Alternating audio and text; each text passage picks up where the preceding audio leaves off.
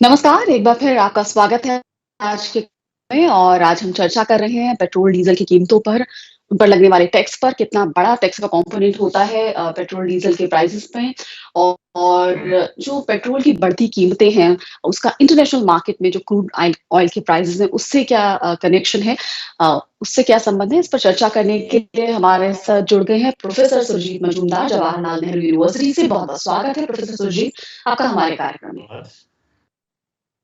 तो प्रोफ़ेसर सुरजीत, आप किस तरह देखते हैं पेट्रोल की बढ़ती कीमतों को, पेट्रोल, डीज़ल की कीमतों में जो इतनी तेज़ी से बढ़ोतरी हो रही है? और जिस तरह आज दिल्ली में का जो कीमत है वो ₹86 प्रति लीटर पार कर गई, और बॉम्बे में ये ₹92 प्रति लीटर से ज़्यादा बढ़ चुकी है। वहीं राजस्थान में ₹100 पार कर चुका है प्रति लीटर।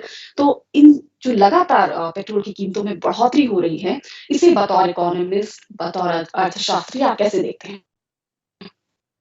सबसे पहले तो मैं ये बात रखना चाहूँगा कि अगर आप थोड़ा पहले जाएँ, जून-जुलाई जी। 2014 का अगर देखें, तब अंतर्राष्ट्रीय बाजार में तेल की कीमत $110 प्रति बैरल थी, पहुँच चुकी थी। और तब जी। $1 ₹60 का मूल्य होता था उसका। तो यानी कि 1 बैरल हिंदुस्तान में अगर आप आयात करते थे, तो रुपए में आपको 6,000 उसकी खपत होती थी। आपको ₹6,600 देने पड़ते 1 बैरल तेल के लिए। और हम ज़्यादातर तेल आयात करते हैं, उसका रिफाइनिंग यहाँ होता है। जी। और रिफाइनिंग होने के बाद वो हिंदुस्तान में बिकता है और उसमें फिर आगे और बहुत सारे टैक्स लगते हैं। तो 2014 में ₹6,600 थे। अगर आप 2000 फरवरी 2020 यानी कि अब से करीब 1 वर्ष पहले की स्थिति देखें, तो तब जो तेल के लिए हम दे रहे थे, वो करीब ₹4,600 थे। यानी कि 2014 से 30% कम। जी। लेकिन अगर आप शहर में हिंदुस्तान में डीजल और पेट्रोल की कीमत अगर देखते हैं, तो पेट्रोल की कीमत 2014 में जून में जितनी थी, करीब उतनी थी, और डीजल की कीमत जून 2014 से अधिक थी।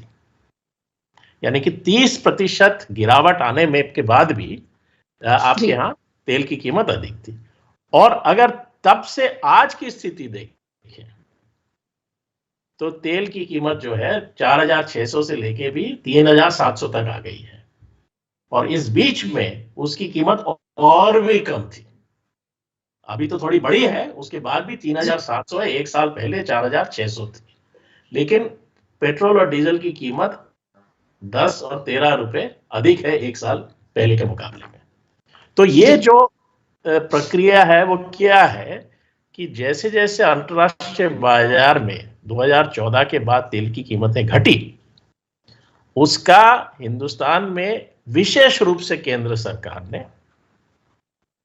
लेकिन राज्य सरकारों ने भी कम हद तक, विशेष रूप से केंद्र सरकार ने उसका इस फायदा उठाया कि इस पर जो एक्साइज ड्यूटी वगैरह जो लगता है, जो जी। कर लगते हैं, टैक्स लगते हैं, उनको लगातार बढ़ाते गए ताकि इससे वो अपना रेवेन्यू प्राप्त कर सके।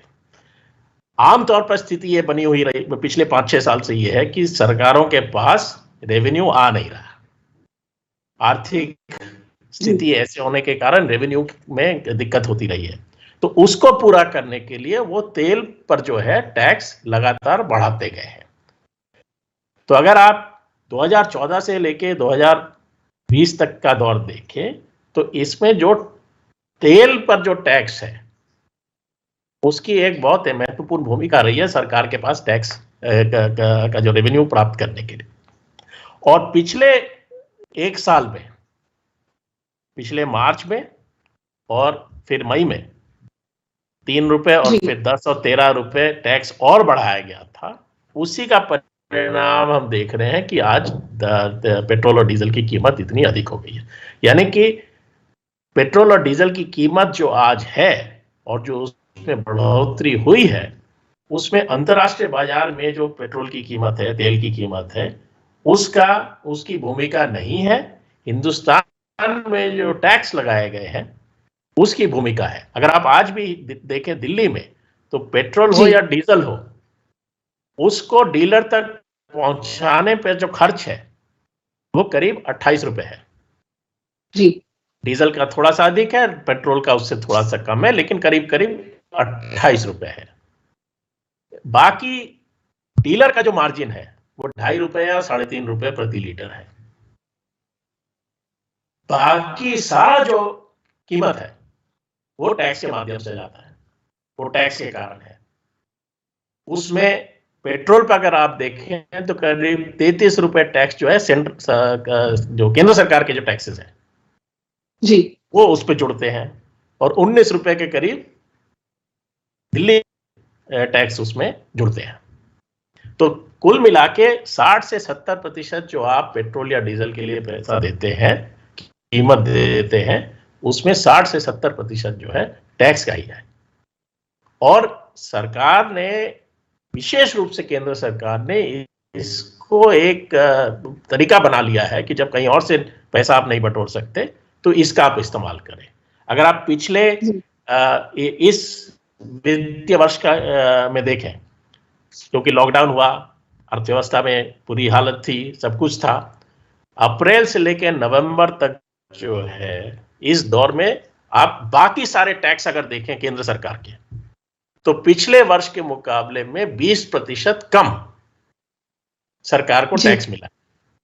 लेकिन एक्साइज ड्यूटी जो कि अब तो ज्यादातर वस्तुओं पर एक्साइज ड्यूटी लगता है, तेल ही, पेट्रोल डीजल पर ही ज्यादा है।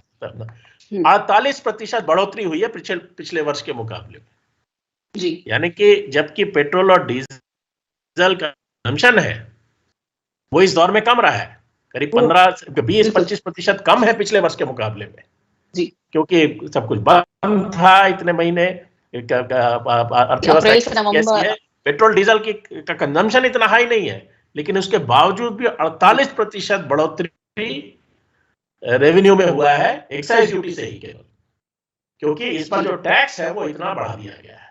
और यही, इसमें कोई बहुत ज्यादा मैच करने की बात नहीं है, बहुत साधारण सवाल है कि इतना टैक्स जो है हम देते हैं जब हम डीजल या पेट्रोल खरीदते हैं।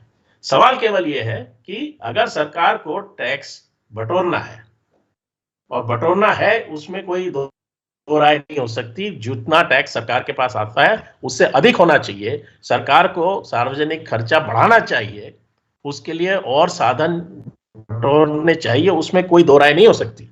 लेकिन क्या यही तरीका सही तरीका है या नहीं, सवाल यह है। जी, टैक्स रेवेन्यू को बढ़ाने के लिए सरकार ने सारा फोकस डीजल और पेट्रोल पर जो टैक्स लगते हैं उन पर लगा दिया, और उसकी भरपाई मतलब 60 से 70% जो हम खर्चा कर रहे हैं पेट्रोल या डीजल को खरीदने पे, उसका 60 से 70% हिस्सा टैक्सेस क्या है। तो आप क्या मानते हैं as a economist, as an एक अर्थशास्त्री के तौर पर, क्या ये नीति, इस तरह की पॉलिसी सही है कि टैक्स रेवेन्यू को बढ़ाने के लिए सारा फोकस डीजल पर और पेट्रोल पर डाल दिया जाए, उससे टैक्स रेवेन्यू किया जाए? क्योंकि इंटरनेशनल मार्केट में जो क्रूड ऑयल के प्राइसेस रहे उसके मुकाबले, जैसे जिस समय ये पेंडेमिक शुरू हुआ तो क्रूड ऑयल के प्राइसेस एकदम गिर गए थे, तब भी पेट्रोल की कीमतें उतनी ही ऊंची रही थी। तो क्या ये सरकार की सही है या कोई और अल्टरनेटिव विकल्प होना चाहिए? इसके लिए क्या होना चाहिए? देखिए, अगर सरकार को टैक्स बटोरना है तो सवाल सबसे महत्वपूर्ण यह है कि उसका बोझ समाज के किस हिस्से पर ज्यादा पड़ना चाहिए। जी। तो हमारे देश में और ज्यादातर देशों में जो सही चीज माना जाता है कि टैक्स का बोझ उस पर ज्यादा होना चाहिए जिसके पास साधन। ठीक है, अगर आप पेट्रोल और डीजल पर टैक्स लगाते हैं तो वो उस टैक्स की भरपाई कौन करता है? ठीक है, जो लोग बड़ी बड़ी गाड़ियां चलाते हैं वो उसका कुछ हद तक, वो जब पेट्रोल और डीजल अपनी गाड़ियां चलाने के लिए खर्च करते हैं तो डालते हैं, ठीक है, लेकिन आम लोगों के उपभोग के जो सामान है या जो भी हिंदुस्तान में उत्पादन होता है उसका एक जगह से दूसरे जगह आने जाने का जो खर्च है ट्रक पे जाते हैं, किसी ट्रांसपोर्ट के माध्यम से जाते हैं, तो उसमें भी तो डीजल और पेट्रोल का खर्च होता है। पेट्रोल पेट्रोल ये नहीं है कि पेट्रोल का भी कंजम्पशन सिर्फ बहुत पैसे वाले ही करते हैं, आम लोगों को भी करना पड़ता है। बहुत सारे लोग बाइक काम चलाने करते वाला हैं करता है। किसी आधार पर कि एक बाइक, दो टू व्हीलर लेके उस पे पेट्रोल डाल के वो इधर से उधर जा सकते हैं, बाइक है तब वो अपना काम कर सकते हैं। तो आम लोगों और अगर जब चीजों का ट्रांसपोर्ट में अगर आप खर्चा बढ़ा देते हैं, उसका असर हर एक वस्तु की कीमत पर पड़ता है। तो यानी कि टैक्स पेट्रोल और डीजल पर जो आप टैक्स लगा रहे हैं, उसका बोझ हर एक नागरिक पर पड़ता है, समाज के हर तबके पर पड़ता है। और क्योंकि जिनके पास साधन कम है, आप उन पर भी उतना ही बोझ डाल रहे हैं जितना आप उस पर डाल रहे हैं जिनके पास साधन ज्यादा है। तो इसे हम जैसे रिग्रेसिव कहते हैं कि ये उल्टे तरीके का टैक्स हो गया कि अपनी आय और आर्थिक स्थिति के मुकाबले में आम लोग जो है, गरीब लोग जो है, वो ज्यादा टैक्स देते हैं अमीर लोगों के मुकाबले में।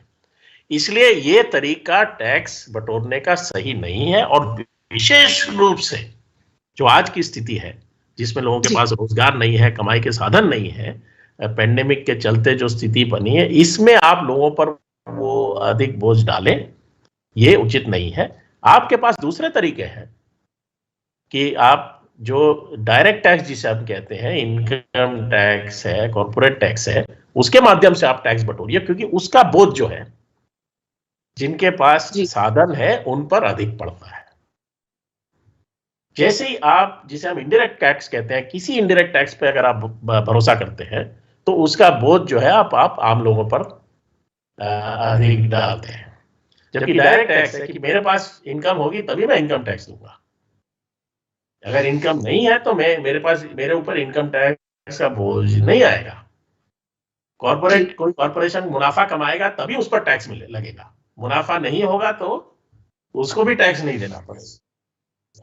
तो ये इन तरीके के टैक्सेस पर ज्यादा भरोसा करने की जरूरत है। लेकिन उल्टा हो रहा है कि उनको कम करने की बात हो रही है और पेट्रोल और डीजल पर जो है टैक्स बढ़ाने की, इस पर भरोसा। अगर आप पिछले 6-7 साल या पिछले पूरे दशक में अगर देखें तो अधिक टैक्स बटोरने का यही एक रास्ता इस्तेमाल किया गया है कि पेट्रोल और डीजल पर आप टैक्स बढ़ा दें। और क्योंकि इस दौर में अंतर्राष्ट्रीय बाजार में कीमतें पहले के मुकाबले में कम रही है, उतार चढ़ाव होता रहा है, लेकिन $110 प्रति बैरल तक कभी नहीं गया। ठीक है, आज भी $50 से कम है प्रति बैरल, आधा भी नहीं है 2014 के मुकाबले में। तो कभी भी उस स्तर पर अंतर्राष्ट्रीय बाजार में तेल की कीमत वहां नहीं गई है। अगर किसी स्थिति में अगर वो बढ़ जाती है तब आप क्या करेंगे? क्या आप तेल की कीमतें बढ़ाते रहेंगे? क्योंकि तो हमारे यहाँ जो स्थिति बन गई है कि अंतर्राष्ट्रीय बाजार में जब कीमतें बढ़ती हैं तो हम कहते हैं कि हम मजबूर हैं, हमको बढ़ाना पड़ेगा तेल की कीमतें। लेकिन अंतर्राष्ट्रीय बाजार में जब तेल की कीमतें गिरती हैं, उसका जो है फायदा आम लोगों को नहीं मिलता, क्योंकि उस पर टैक्स जो है बढ़ा दिया जाता है। यही प्रक्रिया बनी हुई है जिसके कारण ये समस्या आ गई है। जी, तो ये भी खबरें आ रही हैं कि कल ही आई थी ये कि जो बिलियनियर्स हैं इंडिया में, इस लॉकडाउन के दौरान उनकी जो वेल्थ है वो 35% बढ़ी है। Indian billionaires increased their wealth by 35% during lockdown, Oxfam की रिपोर्ट बताती है। तो अब जब बिलियनियर्स की वेल्थ बढ़ रही है तो ऐसे में आम जनता को टैक्स के तले दबा देना, ये कहाँ की सही नीति है? और साथ ही जब पेट्रोल और डीजल की कीमतें बढ़ती हैं तो उसका एक कैस्केडिंग इफेक्ट भी होता है और इससे महंगाई भी क्या बढ़ सकती है? इसके लॉन्ग टर्म असर आप क्या देखते हैं? देखिए, कैस्केडिंग इफेक्ट जो आप कह रहे हैं, मैं उसी का इशारा पहले कर रहा था कि आप आम जनता पर टैक्स कैसे लगाते हैं। एक तो है कि कोई भी आम आदमी जाके पेट्रोल या डीजल खरीद रहा है, तो जब वो उसकी कीमत अदा कर रहा है तो उतना जो टैक्स है, ये 33 रुपए टैक्स केंद्र सरकार को, 19 रुपए टैक्स राज्य सरकार को दे रहा है जब वो पेट्रोल खरीद रहा है प्रति लीटर। दूसरा जो तरीका है टैक्स करने का वो है महंगाई के माध्यम से। जी। मेरी कमाई 10,000 रुपए प्रति माह है, अगर कीमतें 10% बढ़ जाए चीजों की तो मैं उस 10,000 से जो खरीद पाऊंगा वो कम हो जाएगी। यानी कि महंगाई के माध्यम से भी आप मेरे पर टैक्स लगा रहे हैं। तो ये जो पेट्रोल और डीजल पर जो टैक्स बढ़ाया जाता है इसका जो कीमतों पर असर पड़ता है वो दूसरा तरीका है लोगों पर टैक्स का बोझ डालना। ठीक है, तो ये आखिरकार जो है दोनों तरीकों से आम आदमी पर इस टैक्स का बोझ जो है अधिक होता है और जो संपन्न है उन पर इसका, मैं तो नहीं जानता कि किसी मिलियनेयर को कितनी गाड़ियां चलाएगा, कितने किलोमीटर गाड़ी पे चलेगा, कितने फ्लाइट लेंगे, उस पर इस कीमत का कोई असर पड़ता है।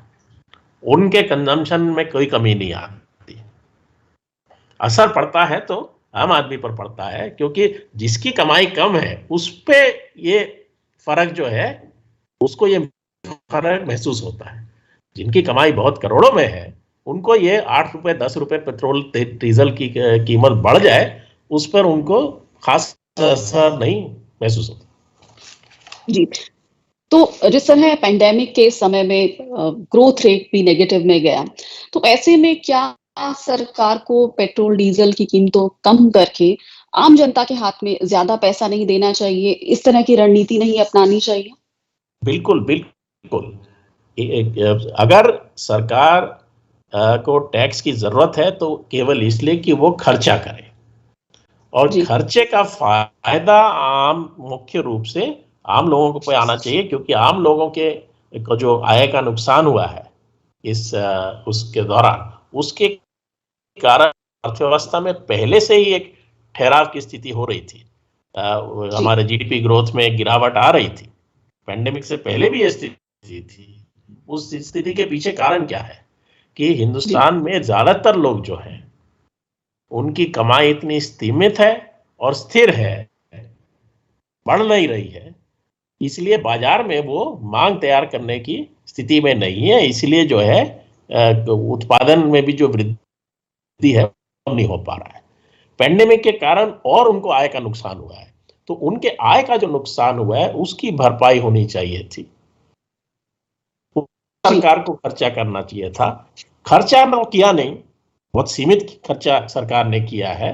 अगर आप हिंदुस्तान के सरकार ने पेंडेमिक के दौरान जो अधिक खर्चा किया है या टैक्स में कटौती की है, इसकी मात्रा अगर देखें तो और का मुकाबला दूसरे देशों में जो हुआ है उससे करें तो बहुत ही कम है, बहुत ही कम है। तो भरपाई तो आप कर पर आप उन पर टैक्स का एक अधिक बोझ डाल रहे हैं। ये तो दोहरे तरीके से आप दो तरीके से उनको पेट पर लात मार रहे हैं, क्योंकि आप उनका वैसी कमाई कम हो गई है और उस कमाई पे जो है आप इस टैक्स का बोझ भी डाल रहे हैं। तो इसलिए जरूरी ये है कि सरकार खर्चा करे।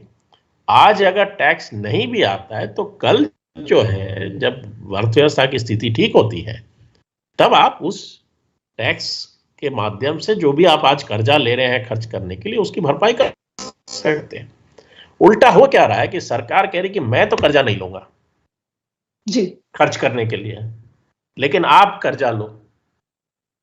सारे स्कीम जो है कि लोग जो है कर्जा लेकर खर्च करें, जी। जो स्टिमुलस है यहाँ पे उस तरीके का है, पर सरकार खुद कर्जा लेके खर्च करने को तैयार नहीं हो रही है। जबकि जरूरी है कि सरकारी और सार्वजनिक खर्चा जो है उसमें वृद्धि हो, और अगर आप वृद्धि नहीं कर रहे तो टैक्स बटोरने का क्या मतलब है। और टैक्स भी आप बटोर रहे हैं उनसे जिनके पास पहले ही कम था और जो इस संकट का जो है नुकसान भी सबसे ज्यादा भुगत रहे हैं। जी बिल्कुल। तो इसकी कॉन्ट्रडिक्शन तो हमें होना चाहिए, उसके एकदम विपरीत काम हो रहा है। जी, और जिस तरह आपने बताया कि दशक से ट्रेंड बना हुआ है कि सरकार पेट्रोल और डीजल पर टैक्स बढ़ा के अपना टैक्स रेवेन्यू इकट्ठा करती है, और जो रिपोर्ट हम देख रहे हैं कि इस लॉकडाउन के दौरान, इस पैंडेमिक के दौरान जो बिलियनियर्स हैं उनकी तो वेल्थ, उनकी तो संपत्ति में बेतहाशा बढ़ोतरी हो रही है, लेकिन गरीब आदमी है, आम आदमी है, वो पिस रहा है। तो अगर हम ऑटो सेक्टर की भी बात करें तो ऑटो सेक्टर के रिवाइवल पर भी क्या इसका असर नहीं पड़ेगा? ऑटो सेक्टर जो बहुत बड़ा एक जॉब क्रिएशन का करता है, और साथ ही पेट्रोल डीजल की कीमतों में अगर बढ़ोतरी होगी तो ऑटो सेक्टर पर भी असर पड़ेगा, क्योंकि लोग कम गाड़ियां खरीदेंगे। पहले ही वहां पेंडेमिक का इसका असर वो ऑटो सेक्टर पर भी हुआ है, तो उस पर दबाव बढ़ा रहेगा। वो स्थिति में नहीं होगा कि वो रिवाइवल उसका हो पाए, लोग कम गाड़ियां खरीदेंगे। वहां जो जॉब इतना क्रिएशन होता था जो ऑटो सेक्टर से, वहां पर लगातार उसमें उस पर दबाव बना रहेगा। ऑटो सेक्टर के अलग अलग हिस्सों पर अलग अलग तरीके का असर पड़ेगा। ऑटो सेक्टर एक ऐसा क्षेत्र है जिसके उत्पादन की बिक्री जो है समाज के यहाँ समुदाय में नहीं होती। एक हिस्सा जो गाड़ियों का है विशेष रूप से, और जो महंगी गाड़ियां हैं वो तो बहुत ही एक सीमित तबका है हमारे देश का जो उन गाड़ियों को खरीदता है। तो शायद उनके मांग पर जो है इसका बहुत ज्यादा असर नहीं पड़ेगा, क्योंकि वो क्या बोलते हैं उनके लिए शायद ये 8-10 रुपया अधिक देना भी जो है बहुत दिक्कत की बात नहीं है, तो शायद उनके मांग पर इतना असर ना पड़े। लेकिन जो दूसरे तरीके के उत्पादन है, खासतौर पे जैसे टू व्हीलर है जो कि आम आदमी ज़्यादा खरीदते हैं, उस पर इसका असर दो तरीके से पड़ता है कि एक तो वो सब का चलाने का जो खर्चा है वो बढ़ जाता है, और आम तौर पर कीमतें बढ़ने के कारण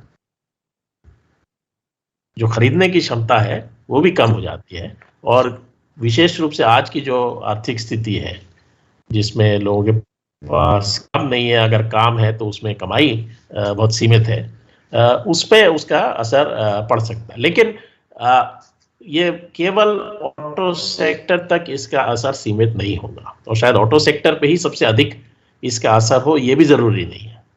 आम तौर पर जो है इसके कारण जो है लोगों में जो खर्चा करने की क्षमता है या खरीदने की क्षमता है वो सीमित जब होगी तो उसका असर हर सेक्टर पर, हर क्षेत्र पर पड़ेगा। जी, तो आपको नहीं लगता कि ये समय है कि अब जो पेट्रोल और डीजल है जीएसटी के दायरे में लाना चाहिए, क्योंकि जो राज्य सरकारें हैं, केंद्र सरकार है, उनके लिए टैक्स कलेक्शन का एक बड़ा ये स्रोत है दोनों ही। तो लंबे समय से चर्चा होती रही है कि इसे लाना चाहिए, तो किस दायरे में लाना चाहिए? आपको क्या लगता है एज ए इकोनॉमिस्ट, आपकी क्या राय है इस पर? देखिए, मेरी तो राय ये है कि जीएसटी वाले सिस्टम में ही एक बुनियादी समस्या है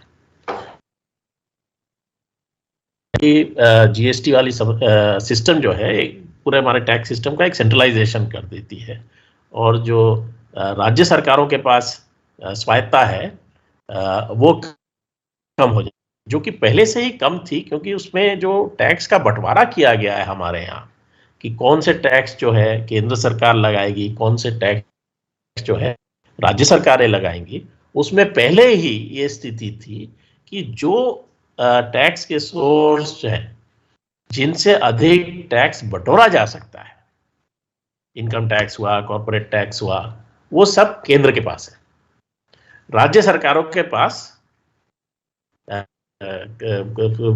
वो सोर्स कम है।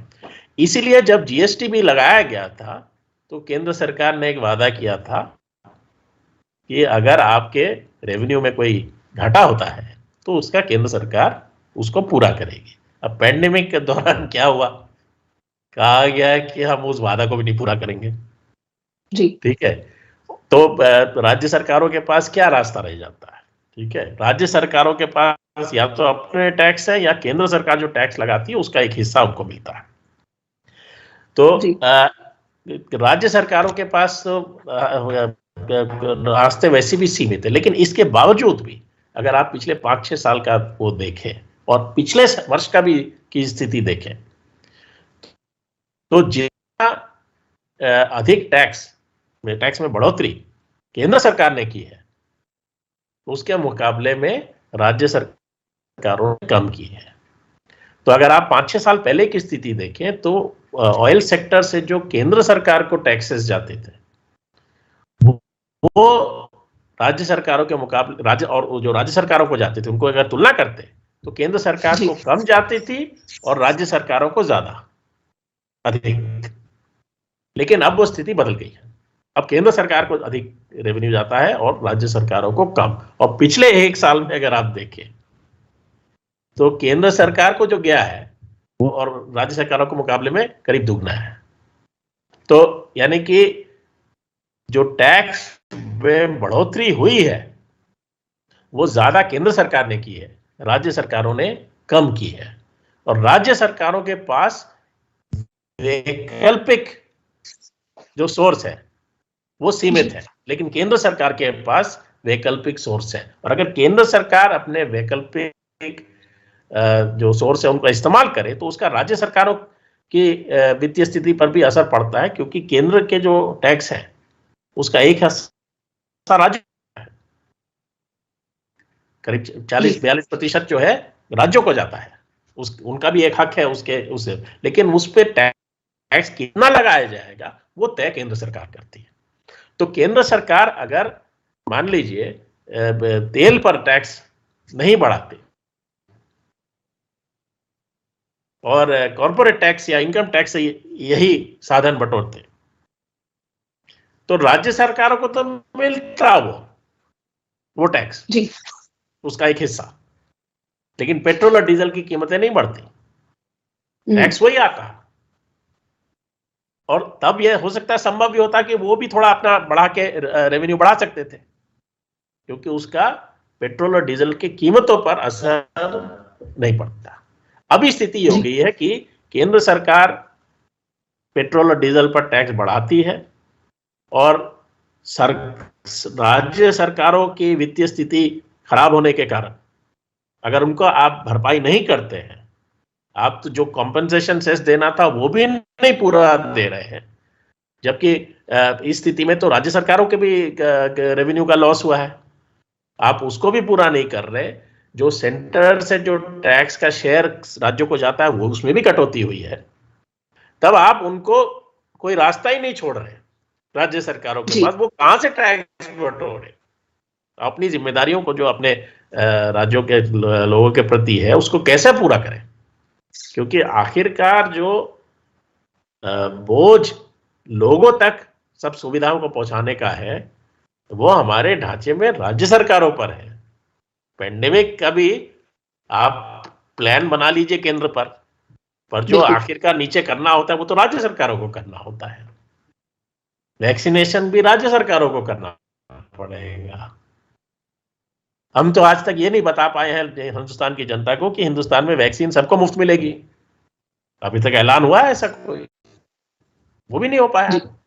जबकि जो अमीर देश है उनमें सरकारों ने कह दिया है कि सबको मुफ्त मिलेगा वैक्सीन, लेकिन हिंदुस्तान में जहां तो आप 10-13 रुपए पेट्रोल पर जो है और डीजल पर तो टैक्स बढ़ा रहे हैं, लेकिन ये नहीं आप वादा करने को तैयार है हिंदुस्तान की जनता को कि वैक्सीन सबको मुफ्त मिलेगा। तो ये दिखा रहा है ना कि किस तरीके की प्राथमिकताएं हैं कि आपको अपना हिसाब सही रखना है कि भाई खर्चा जो हो कमाई के आधार पर हो। तो जब खर्चा करने की बात आएगी आप कहोगे कि पैसा नहीं है, और पैसा बटोरने के लिए आप पेट्रोल डीजल के कीमतें बढ़ाकर आप अपना पैसा बटोरोगे। तो ये तो दिक्कत प्राथमिकताओं की है कि आपकी प्राथमिकताएं क्या है। पैसा तो आप और साधनों से भी बटोर सकते हैं, अधिक बटोर सकते हैं, और खर्चा भी आप बढ़ा सकते हैं। तो ऐसा तो नहीं है कि सरकार मजबूर है, पर सरकार लोगों को के मजबूरी का फायदा उठा रही है। सरकार लोगों की आपको तो जीने के लिए तो खर्चा करना ही पड़ेगा ना। जी। अगर आपका चावल की कीमत बढ़ जाए, दाल की कीमत बढ़ जाए, गेहूं की कीमत बढ़ जाए, कपड़े की कीमत बढ़ जाए, आप तो तब भी खाएंगे ना, आपको तो जी देना पड़ेगा। तो जब देना पड़ेगा तब आपको टैक्स देना पड़ेगा अधिक, क्योंकि उसकी कीमत पर इस पेट्रोल और डीजल का पे जो टैक्स लग रहा है उसका असर होगा। बिल्कुल। तो आप लोगों को मजबूर कर रहे हैं, आप मजबूर नहीं है, आपके पास दूसरे वैकल्पिक रास्ते हैं टैक्स बटोरने के और खर्चे को अधिक करने के। तो जी आप जनता को जो सहूलियत देनी चाहिए इस स्थिति में, वो नहीं देके उन पर एक अधिक बोझ डाल रहे हैं। ये कौन सी प्राथमिकता है, इस पर तो सवाल उठना चाहिए। जी बिल्कुल, सरकार की नीतियों पर, सरकार की सोच पर, सरकार की प्राथमिकताओं पर कई सवाल हैं कि क्यों वो आम जनता पर बोझ डाल रही है। और एक तरफ जहां देश के, भारत के बिलियनियर्स है, उनकी वेल्थ में 35% की बढ़ोतरी हो जाती है, वहीं आम जनता कर्ज के बोझ में दब जाती है, उसके अपने खर्चे के लिए उसके पास पैसे नहीं होते, रोजाना के खर्च के लिए नहीं होते। तो ऐसे में अंत में प्रोफेसर मजूमदार, आप कहना चाहेंगे कि जिस तरह आपने कहा कि जिनके पास ज्यादा वेल्थ है, जिनके पास ज्यादा पैसा है, उन पर आप टैक्स लगाइए। जिन पेट्रोल और डीजल पर अगर आप टैक्स लगाते हैं तो उसका असर आम जनता पर भी पड़ रहा है। डीजल जिस तरह से आम लोगों की जरूरतों का सामान जिसके जरिए पहुंचता है, मंडियों तक पहुंचता है, आम जनता तक पहुंचता है, उसके बड़े कैस्केडिंग इफेक्ट होते हैं और आम जनता पर इसका असर पड़ता है। तो सरकार को वैकल्पिक तरीके तलाशने चाहिए। आपकी कंक्लूडिंग कमेंट्स। देखिए, हमारे देश की एक बुनियादी हकीकत क्या है कि 10% जो ऊपरी हिस्सा है हमारे समाज का, हमारे देश में जितना उत्पादन होता है, जितनी राष्ट्रीय आय का निर्माण होता है, उसका 55% जी ऊपरी 10% को प्राप्त होता है और बाकी 90% जनता को जो है बाकी के 45% से संतुष्ट रहना पड़ता है। और ये फासला जो है लगातार बढ़ता गया है, जिसमें जो 90% है वो इस स्थिति में है कि उसके आर्थिक स्थिति में कोई बुनियादी सुधार संभव ही नहीं हो पा रहा है। सालों दर साल वो वहीं उसी स्थिति पर रह गए। तो ऐसी स्थिति में जो है, जब इतनी नाबराबरी, इतनी असमानता पहले ही हो चुकी है, तब आपकी नीतियों का जो चरित्र होना चाहिए कि इसको कैसे कम किया जाए, इसको कैसे इस प्रक्रिया को जो है कैसे उल्टा किया जाए कि इतनी असमानता जो है समाज में हो गई है, आर्थिक असमानता, इसको कम कैसे किया जाए। अगर आपको कम करना है तो आपको कहीं ना कहीं ऐसे तरीके सोचने पड़ेंगे जिसमें उस ऊपरी हिस्से पर बोझ अधिक हो और खर्चे का जो प्राथमिकता हो वो ऐसा हो कि वो 90% को अपनी स्थिति को परिवर्तित करने में सहयोग करे। तो ये बुनियादी प्राथमिकता हमारे देश में आज जरूरत है, लेकिन प्राथमिकता बिल्कुल उसके विपरीत हो जा रही है कि आप किसी न किसी तरीके से, आपको उस 10% का नुकसान दिख रहा है, 90% का नुकसान नहीं दिख रहा है। आप कह रहे हो कि कॉर्पोरेट घरानों को जो है टैक्स में छूट मिलनी चाहिए क्योंकि वो मुनाफा नहीं कमा पा रहे हैं, मंदी है, ये है, वो है। पिछले वर्ष में आपने टैक्स कम किया कॉर्पोरेट सेक्टर पर, कॉर्पोरेट टैक्स जो है वो कम किया। तो ये इसमें बुनियादी परिवर्तन की जरूरत है कि प्राथमिकता एकदम विपरीत होनी चाहिए, तभी जो है और जो तेल की कीमतें बढ़ रही हैं वो इसी परिस्थिति का जो है एक उदाहरण है कि कैसे, क्या नजरिया जो है नीतियां बनाने में, कौन सा नजरिया जो है वो हावी है, वो उसके वो, क्योंकि किसी भी स्थिति में आप, ये तो बहुत साधारण सी बात है, अगर मान लीजिए संकट है देश के सामने, पूरे दुनिया में संकट है, उसका सामना करने के लिए साधनों की जरूरत है, आप किस पर बोझ डालेंगे उसका? और वो भी एक लोकतंत्र में आप कहें कि नहीं, ये बोझ 90% लोगों पर पड़ना चाहिए, तो ये एक तरीके से दिखा रहा है, दर्शा रहा है कि वो 10% का भी या कॉर्पोरेट सेक्टर का जो आपकी अर्थव्यवस्था पर पकड़ है, जी, उसका भी एक असर है कि वही फिर तय कर रहे हैं कि प्राथमिकताएं आर्थिक नीतियों में क्या होंगी। तो उसका जो है पेट्रोल प्राइस में, जो पेट्रोल की कीमतों में जो बढ़ोतरी हो रही है, मेरे विचार से वो उसी का उदाहरण है। उस हकीकत को ही बयां कर रही है कि कुछ एक हिस्सा समाज का उस पर उसका आर्थिक साधनों पर पूरी तरह से कब्जा है, और सरकारी नीतियां उसके विपरीत जाने की बजाय वही सरकारी नीतियों को भी की प्राथमिकताएं क्या होंगी उसको तय कर रही है। मैं ये नहीं कह रहा हूं कि ये किसी को पैसे देके ही जरूरी कर रही है, जी, लेकिन एक नजरिया तैयार हो जाता है कि भाई अर्थव्यवस्था चलाने के लिए क्या तरीका है। तो आज भी सरकार अगर सोचती है कि भाई अर्थव्यवस्था फिर से खड़ी हो, ये पैंडेमिक की स्थिति से फिर हो, तो वो क्या सोचती है कि भाई इसको खड़ा कौन करेगा? जी, कॉर्पोरेट सेक्टर करेगा, तो आप उसको सहूलियत दो तब। तो ये जो नजरिया है, ये नजरिया ही अपने आप में उस परिस्थिति को बयां कर रहा है जिसमें एक अल्पमत के पास पूरा कब्जा है अर्थव्यवस्था पर, और पेट्रोल और डीजल की कीमतों में जो बढ़ोतरी हो रही है वो उसी को दर्शा रही है। जी।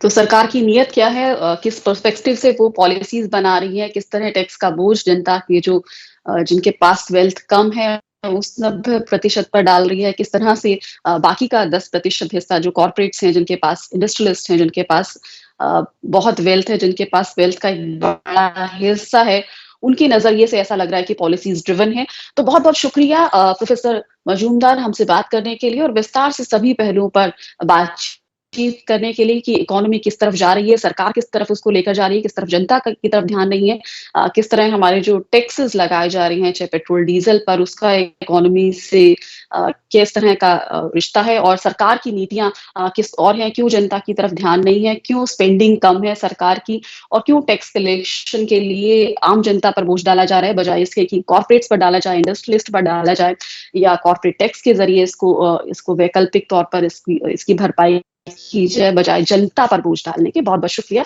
इस कार्यक्रम का हिस्सा बनने के बहुत लिए। बहुत शुक्रिया धन्यवाद। आपको भी।